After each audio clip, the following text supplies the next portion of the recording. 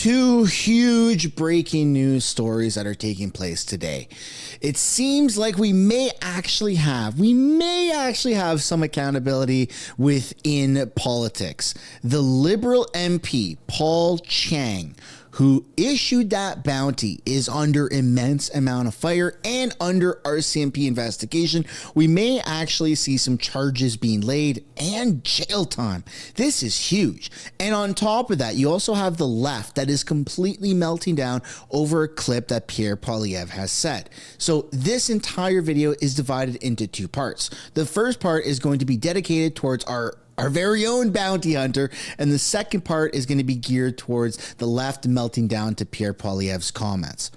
Hope you stick around for the full video. Welcome back to the channel. Welcome back to another video, everybody. Before we get into it, I do want to encourage you all to hit the like button and subscribe if you haven't already. It does really help grow the channel. And I do want to encourage you guys to click the link down below in the description or the pinned comment below and use code SAVECANADA on the entire merch website to get yourself 20% off. That goes for all the stickers, all the hats, all the shirts, every single thing. And without further ado, let's get right into this video. Now let's take a look at this old video of Paul Chang that has resurfaced on the internet. Here we go. The other person that's running most probably is, the Chinese community knows, Zhou Zhang Jing. Right? He is looking for the nomination. The Chinese media knows him. He was in the media business in Hong Kong, and here in Canada he's a radio host, or I don't know, for Singtel Media or Fairchild. He was a media person, so that's all he did all his life. But also right now he is wanted by the Chinese government, and there's a $1 million reward on his head. So they want, if you guys want to pick him up and take him to the Chinese consulate, you make him $1 million. I'm just joking, but there is a arrest warrant out for him from the government of China, and there is a reward for him. But apart from that, I can't say more than that right now. So there you go. There is the clip that has gotten him in so much trouble. If you take him back to the Chinese consulate, where apparently there's a warrant out for his arrest in China, then it will get you that reward. Ha ha ha. Just kidding. Well, it's not all just kidding for him, as it turns out that today was his final day. But let's take a look first at why Mark Carney was defending Paul Chang yesterday. The Liberal leader was surrounded by his Toronto regional candidates, except for Paul Chang. This is a terrible lapse of judgment by Mr. Chang. He has apologized. But it's now Mark Carney's judgment that's under scrutiny for refusing to remove Chang from the election. In an interview with Chinese language media in January, Chang urged people to bring democracy activist and conservative rival Zhou to the Chinese consulate to collect a bounty of 1 million Hong Kong dollars. Mr. Chang is a veteran policeman with more than a quarter century of service to his community, 28 years of defending rights in this community, and he will continue with his candidacy going forward. But sorry isn't enough for Tay. He says Chang's comments are intended to send a chilling signal to the entire community.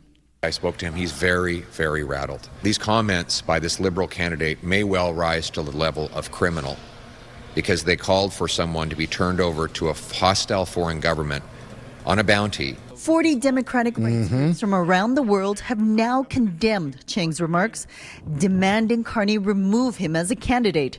Hong Kong Watch is also calling on the RCMP to investigate if there's foreign interference in this case. I think the government of Canada has not seized the opportunity to use these cases as examples to prosecute them to the fullest extent of the law. Chang made his comments in January, but they only surfaced a few days ago, which security analysts say casts doubt on the effectiveness of the Liberal screening process. You can say you have a vetting process, but saying it doesn't mean you have a good one. What goes behind that? What goes into that? How rigorous is it? Tell us what you actually do when you're vetting a candidate. There is likely to be more scrutiny of the Liberal vetting process going forward. So far, the party has nominated about 300 candidates out of a possible 343 ridings. Judy Trin. Yeah, well, it turns out, Judy, that there actually was a new development.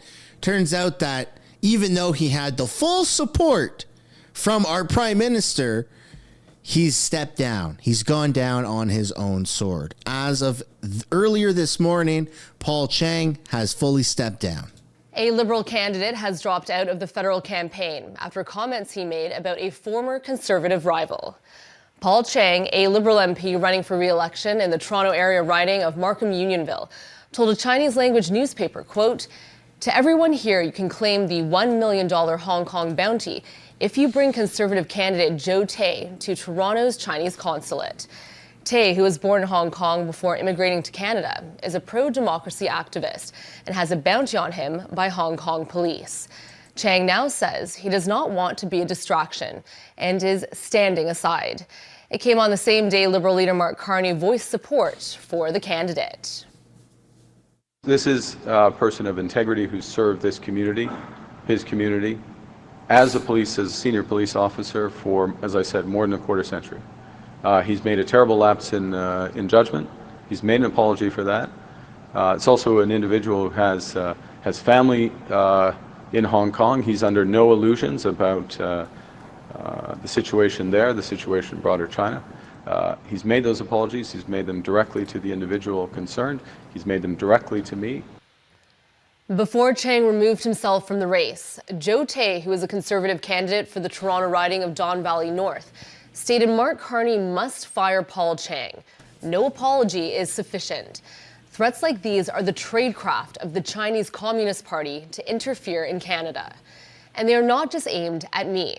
They are intended to send a chilling signal to the entire community in order to force compliance to Beijing's political goals. And if I'm being totally honest, it probably would have looked a little bit better for Mark Carney if he had actually just fired and let go of this person who's broken a law in Canada. You can't do that. But that's my opinion, folks. Now let's see what the leader of the opposition, soon to be next Prime Minister of Canada, Pierre Poilievre, had to say about the matter earlier this morning.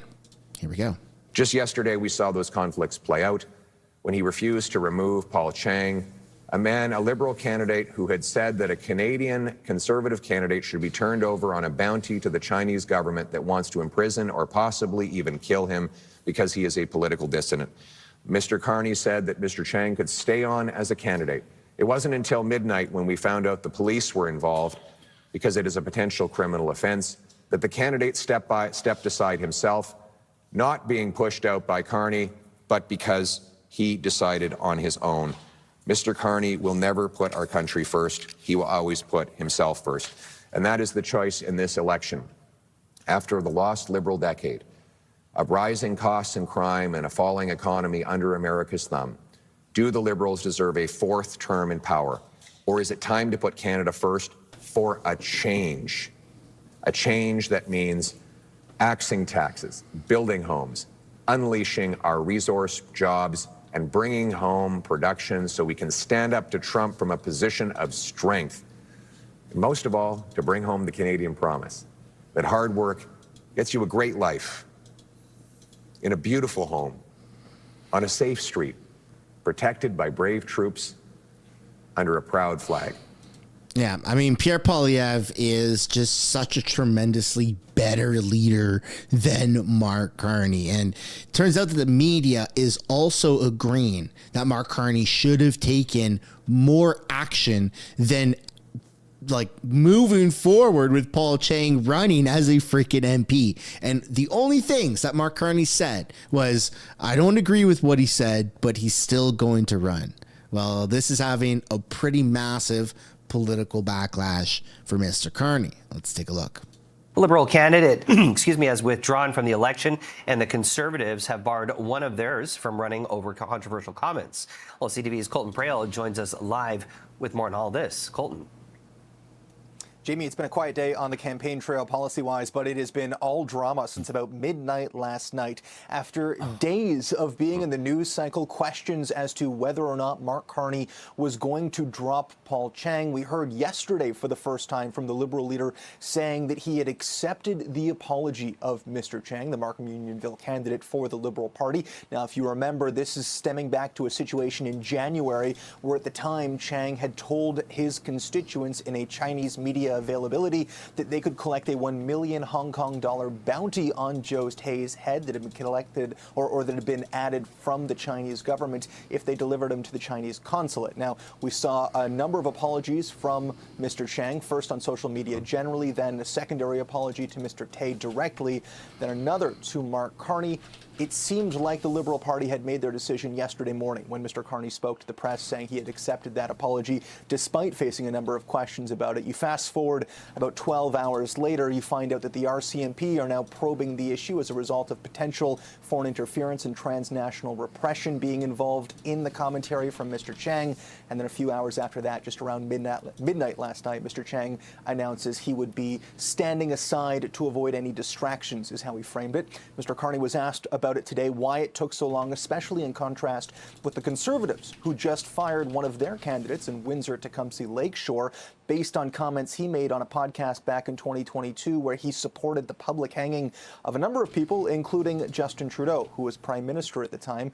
Carney defended his decision, again called the comments reprehensible and deeply troubling, but mentioned that they would begin looking for a new candidate. At the same time, Mr. Poilievre, interesting, his party's decision when it came to firing their candidate. He didn't have a long answer. He was caught on his way back to the bus. He said, "We fired him." Our reporter, Mike Lecouture, asked why. He said, "Unacceptable," but that was as far as he would go when it came to details on the decision to fire that candidate in the Windsor riding. At this point, neither one of those candidates have been replaced, both the Liberals and the Conservatives, in their new riding.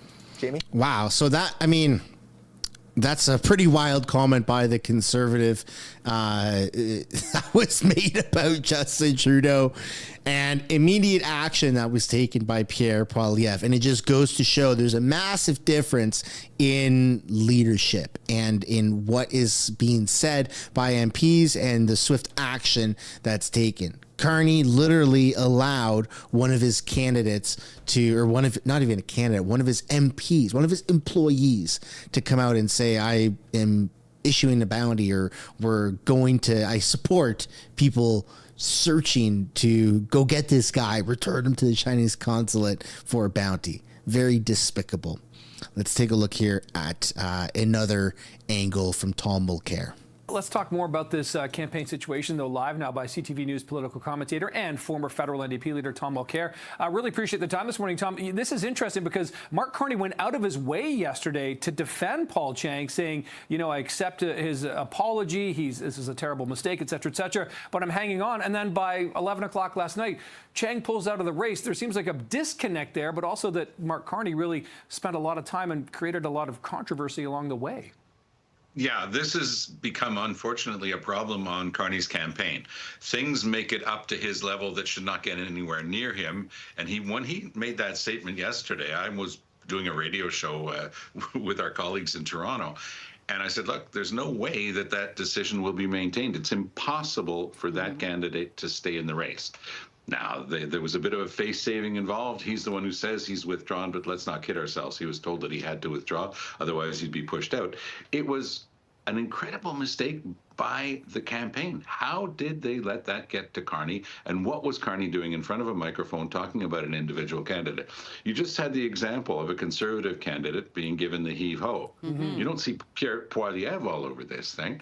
So, a lot's been made of the fact that Carney, despite his great experience at so many levels, has sometimes shown a lack of political experience, but the people around him are supposed to have that political experience. And clearly they didn't. This was a boneheaded move. There was no way Mr. Chang was going to be re-elected to the Parliament of Canada as a Liberal candidate. There is such thing as right and wrong. And what he had said was so wrong that it was morally inept on the part of the Liberals to even have suggested that he could stay. Yeah, especially when you look at, Canada's kind of tumultuous relationship with China. We had the two Michaels locked up there and the assassination of Canadian citizens. So do you think that now that Chang has... We also have 11 MPs that are in our House of Commons right now who we don't know the names of, that are compromised by foreign interference, likely China and India, but more than likely China. So this is insane that, like, CSIS, you should be taking immediate action unless you're compromised too. What do we even trust here in Canada anymore? If we can't trust our system, then why do we trust our government and anything they do or say, right? They need to uphold the law. They also need to be accountable to the law, even more so than private citizens, because they're in the public eye. They are our officials. They're supposed to be setting a higher standard. It's absolutely despicable. Stepped aside, even though it's kind of a little too late. Is this going to hurt the federal Liberal campaign in any way, or is this just today's news and tomorrow we're on to something else? In the story just before I had the pleasure talking with you, Jennifer, we saw what the numbers are looking like. Yeah. In my view, based on my experience, the Liberals will have zero trouble finding an excellent candidate to move into that position, to fill Mr. Chang's shoes.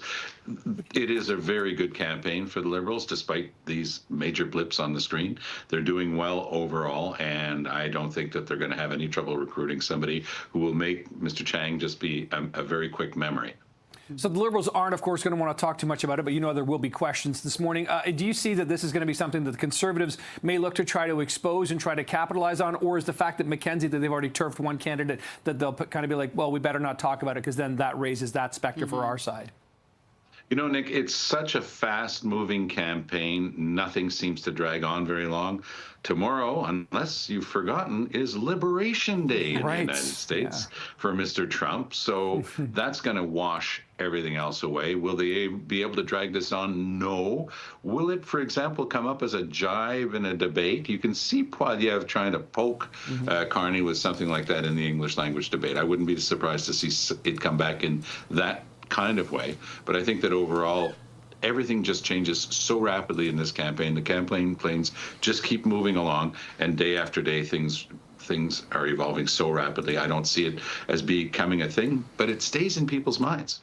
People say, what did that represent? Did he really think that it was okay to keep that guy? Yeah, that doesn't mean anything, though. Giving him really bad advice. So it becomes a bit of a question mark. And I think that it'll stay there for a while. Yeah, staying there for a while and actually seeing repercussions immediately are completely different things. I mean, we all know that Justin Trudeau did blackface, that he was an abuser towards women, that he was political opponents against, and in his own cabinet and caucus, right? And people still voted for him, even though it was fresh in their mind, right? It might not have been fresh in the media, but it's still there. According to Tom Mulcair, it's still there, right? So that still there effect in your mind doesn't really matter. The media needs to just completely fixate on the fact that the Liberals are corrupt again, more so. The guy's been prime minister for like less than a month, and he's supporting bounty hunting. I mean, talk about an evil lad. Like, this is significantly worse than Justin Trudeau. But I do agree with the fact that everything in this campaign is so fast moving that nothing is sticking. You could have the craziest announcement today, and in 24 hours, it means absolutely nothing. Now that we've gotten through the bounty hunter section, we're going to take a look at what the left is crying about with Pierre Poilievre. But first, we're going to take a look at Polymarket and Jagmeet Singh's recent press conference. Polymarket is showing a weird trend right now. So you saw, obviously, it was showing extremely favorable for Pierre, and then the resignation and all that stuff, and then it's shot up for the Liberals. It's now showing 66% or 69% likely for Mark Carney. Super weird. And only 32% for Pierre Poilievre. Very, very, very weird. So we're going to have to wait and see how this does play out. But again, I don't believe, even though it's a betting site, I don't really believe it. I don't believe it at all. And I don't believe the polls. I'm looking at who's showing up to events in real person, who's actually participating in the movements. And Mark Carney has a hard time filling a pub. Nobody listens to Jagmeet Singh, yet Pierre Poilievre can have a full hangar just sold out, right? People are coming in the masses, in the hordes, in the thousands to see Pierre Poilievre in person talk. So I'm going to go with my gut feeling, and I think that Pierre is still tremendously in the lead. But speaking of Jagmeet and how nobody listens, we're going to do him a solid, and we're going to listen to what he has to say because, well, he still is technically a Canadian politician, but not for much longer. I mean, he's slated to lose his own riding. He's not going to be a member of parliament. It's going to be a tremendous day when that happens. But in the meantime, he still has a little bit of spotlight. So let's take a listen. And it is a fundamental part of what Canadians are proud of. When we say we are going to fight back against Donald Trump, we'll never be the 51st state. A part of what we're saying is we want to take care of each other. We believe in the Canadian value that we look after our neighbor. And what epitomizes that more than a universal public health care that says that everyone's going to have that peace of mind that Penny talked about? I think about my own family. My dad struggled with an illness and he struggled with an addiction, and he would not be here today but for the fact that there was a publicly funded rehab center, a part of our public health care system that saved his life. My dad is here today because of that.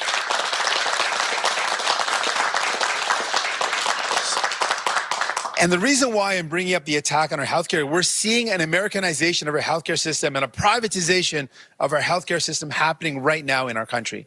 And then on top of that, we have the threats of Donald Trump. In the last negotiations with Donald Trump, he attacked our healthcare system by going after medication prices. He was concerned that we had some protections in place to keep medications more affordable, and he wanted that to be destroyed. And so it is clear to me that he's not going to stop there.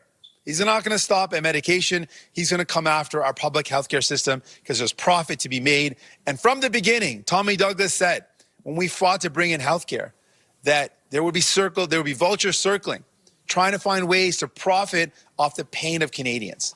There would be people that saw people in pain and suffering and say, you know what? That's not someone that needs care. That's a dollar sign. That's money to be made. We reject that entirely. We reject that notion that you should make money off the pain of Canadians. We believe that you should care for Canadians. That's what New Democrats believe in. That is so hypocritical of Jagmeet. Shouldn't make money off the pain of Canadians. This guy turned down 3 votes of non-confidence so that he could get his pension. Are you freaking out to lunch, man? This is why his polling and his support, never mind his polling, his actual support is at an all-time low. It's a bunch of cucks. See how it's all women in the background? There's one dude here he's cut off. He's a little cuck just clapping for his master, Jagmeet. Super weird. I mean, nobody trusts Jagmeet at this point.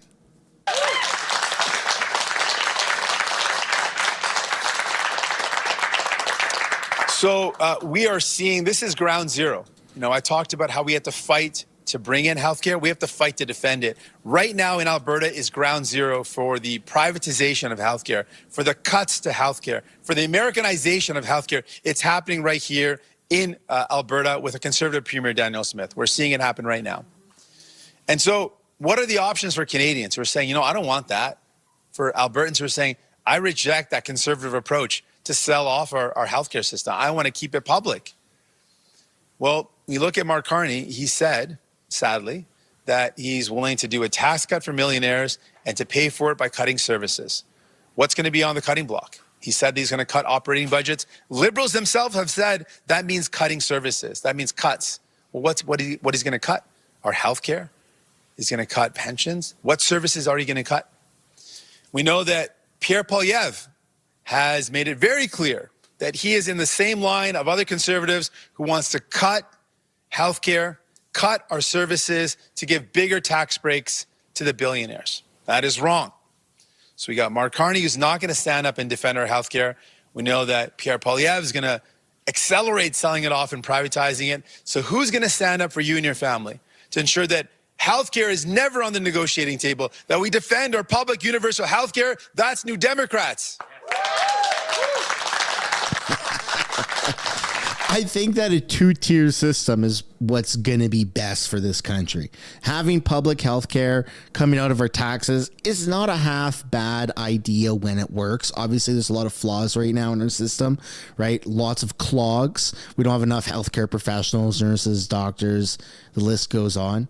But also having a second private healthcare system so that those who have the money, whether they're Canadian or whether they're traveling and they just want to skip a line, either get something done medically that they can't do in their country or just pay to have it done at an expedited rate here in Canada for a fee.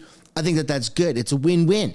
It's literally going to bring medical tourism to our country. It's going to inject so many more billions of dollars into our economy. But what does this guy know about that? He's a freaking idiot. He wants people to be sucking at the teat of the government forever. That's super weird. So that's why I'm announcing today our plan to fight back against privatization. It's a real threat, and we got to fight back against it. No, it's not. We got to fight back against the threat of Donald Trump as well. So here's our plan to fight back. First and foremost, universal public health care will never be on the negotiating table with New Democrats in Ottawa. We will never let that happen. Never. Never let that happen. We are also going to ban U.S. companies from buying any healthcare facility in our country. Hands off our country. Hands off.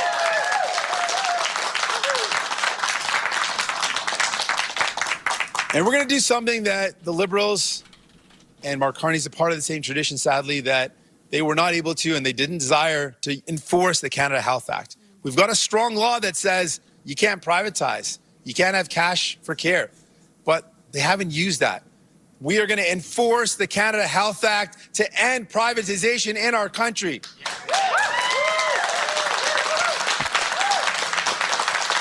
He's not going to do anything. This guy is so funny. Okay, I'm going to turn him off because there's literally no point in listening to Jagmeet Singh. And please, if I make the same mistake in other videos or live streams of showing what Jagmeet Singh is saying for an extended period of time, just correct me in the comments and say turn it off because the guy is so irrelevant now. I mean, there's a reason why we don't really watch a lot of press conferences of the Bloc or even the Green Party. Is it doesn't really matter what they say to the masses because they're just kind of spitting in the wind. And Jagmeet Singh is now on track to lose his official party status. So completely irrelevant. This election, it's a two-party election. Liberals and the Conservatives. So let's completely move on. Let's take a look now at, well, what is this? Nanos polling and just what is going on with the election and the ups and downs, according to these analysts. Let's start with the two issues the Liberals and Conservatives are using as political ammunition against each other. What are they, and what are Canadians telling you?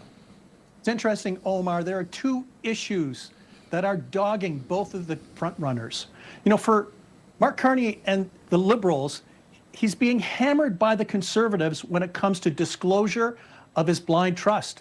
And, you know, the thing is in a new CTV Globe and Mail survey that we did when we asked Canadians about him disclosing what's in his blind trust, about 2 out of every 3 Canadians were good with him kind of opening things up and explaining what's in the trust.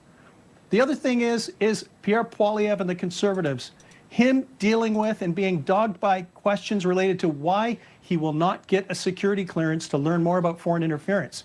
In the same CTV News Globe and Mail survey, still, about 2 out of every 3 Canadians were good with Pierre Poilievre going through that security clearance process. The key takeaway, Omar, Canadians have a certain expectation of transparency for both of the frontrunners who are seeking to be Prime Minister.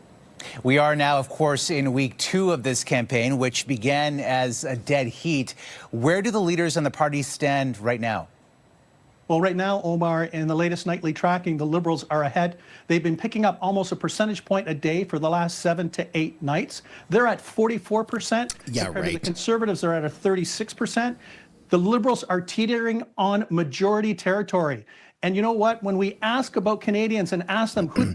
You know what's crazy? Look at this right here. The Bloc, 5.3 projected %, but they're going to end up getting like 20 seats or something like that. Like, that's insane to me.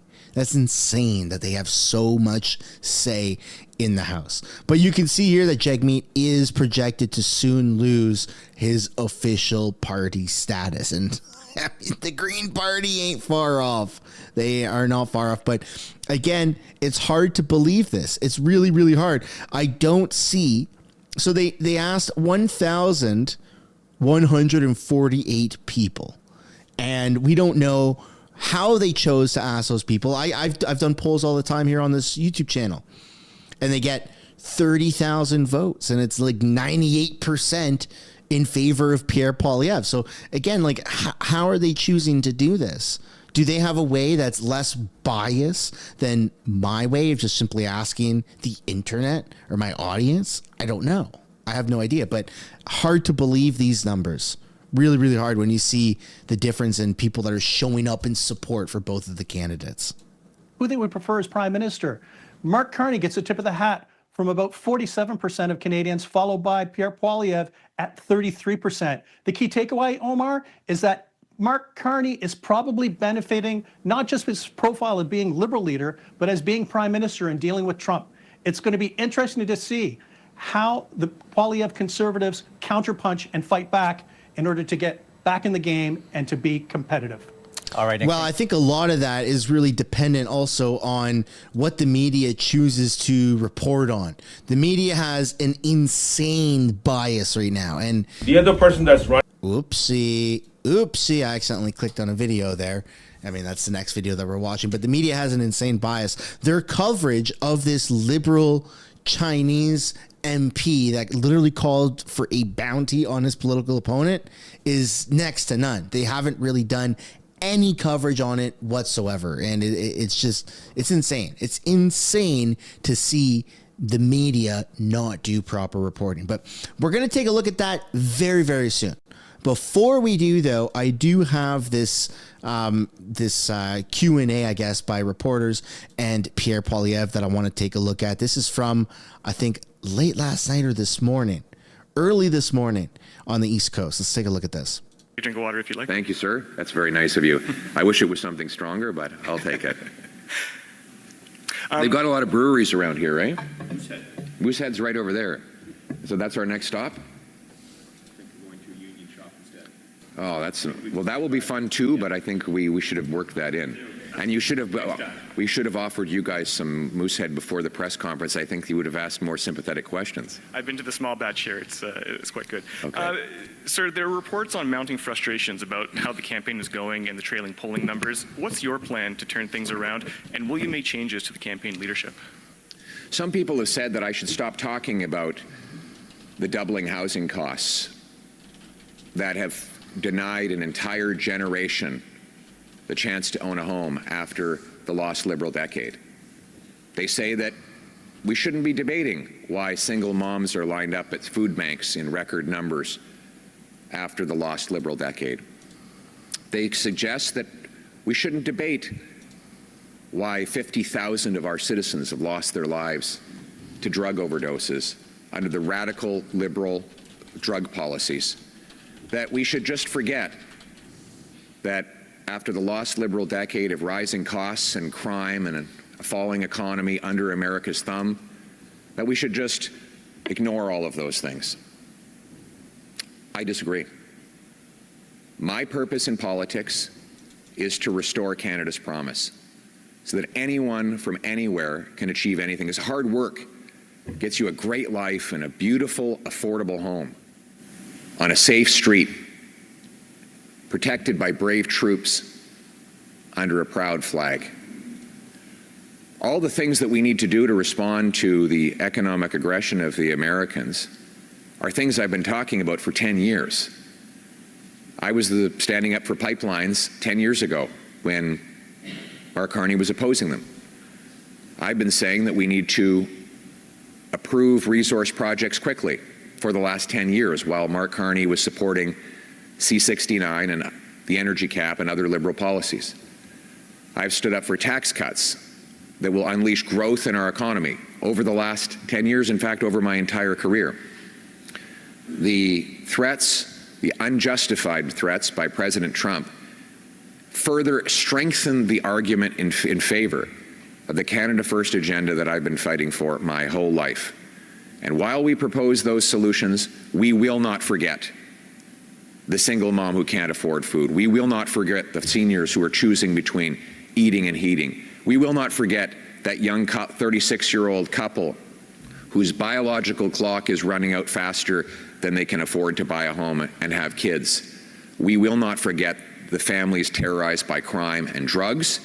And so we will continue, despite calls to the contrary, to talk about those things, even if I am the only leader in the country that offers any change. And the choice, again, is whether, after this lost Liberal decade of rising costs and crime, with our economy falling under the American thumb, do we give them, can we afford to give them a fourth term? Or is it time to put Canada first for a change with a new Conservative government that will restore Canada's promise? So would you believe me if I told you that this clip right here was actually shared by an anti-Pierre Poilievre person on Twitter, right? And you must be thinking, what, how? What did he say that doesn't make any sense at all? Well, at the beginning, he took a sip of water. He took a sip right here, and he says this. Thank you, sir. That's very nice of you. I wish it was something stronger, but I'll take it. And that apparently is so triggering to the left here in Canada, because he said this at 11:45 a.m.